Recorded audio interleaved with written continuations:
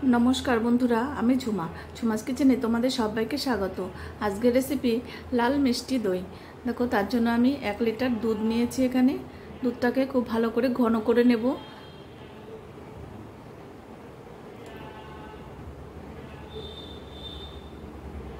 देखो दूधटा अनेकटाई घन हये एसेছে। যত दूध घन होबे तत दইয়ের टेस्ट बाड़बे।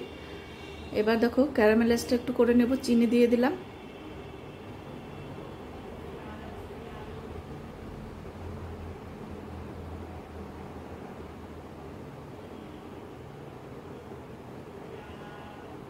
देखो चीनीटा गले गेছে।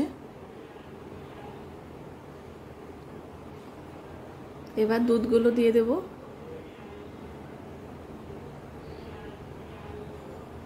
देखो একটা কালার চলে এসেছে।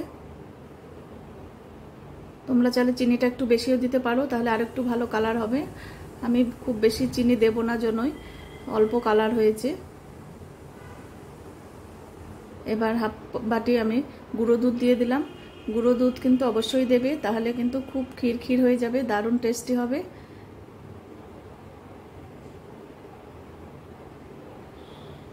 এবার আরো কিছুটা শুকিয়ে নেব দুধ।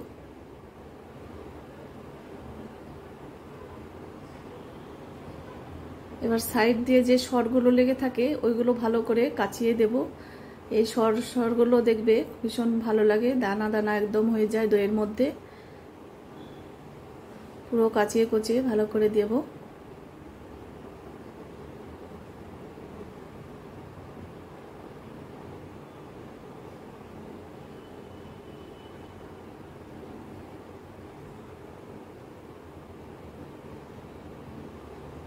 देखो अनेकटा किन्तु घन हो गेছে, উপরে সর পড়েছে। এবার আমি টক দই দিয়ে দিলাম। তোমরা চাইলে মিষ্টি দই দিয়েও কিন্তু দই পাততে পারো। আমি টক দই দিয়েই পাতলাম। দইটাকে আগে থেকে ভালো করে ফেটিয়ে নিয়েছিলাম। এবার গ্যাসটা কিন্তু অফ করা আছে। গ্যাস অফ করে দইটা দিয়ে ভালো করে নেড়ে নিতে হবে।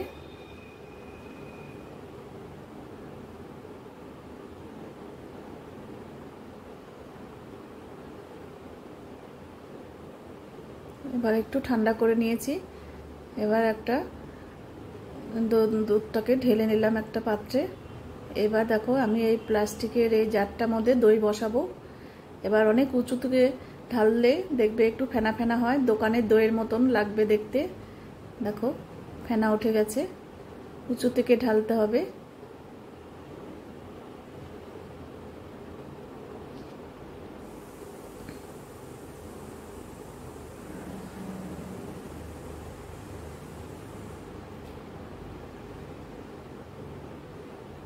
এবার একটা ফয়েল পেপার আমি লাগিয়ে দিলাম। এবার সারা রাত আমি এটা বাইরে রাখবো, সকালবেলা ফ্রিজে দিয়ে দেব।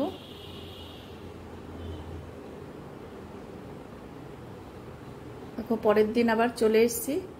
দেখো কত সুন্দর দই বসেছে, একটুকু কোনো জল নেই, পুরো টাইট হয়েছে। দেখো কি দারুণ হয়েছে। তোমাদের যদি রেসিপি ভালো লাগে অবশ্যই এইভাবে কিন্তু একবার হলেও ট্রাই করো, দেখবে ভীষণ ভালো হবে। আর বাড়ির প্রত্যেকে কিন্তু ভীষণ খুশি হবে, প্রশংসাই করবে খেয়ে প্রত্যেকে। এবার দেখো দইটাকে আমি একটা বাটিতে একটু সার্ভ করে দিচ্ছি।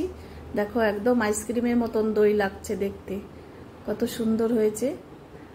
আর তোমরা যদি ফেসবুক থেকে দেখো তাহলে পেজটাকে ফলো করে দিও, আর ইউটিউব থেকে দেখলে চ্যানেলটিকে সাবস্ক্রাইব করে দিও, তাহলে সব সময় নতুন নতুন ভিডিও তোমরা পেয়ে যাবে।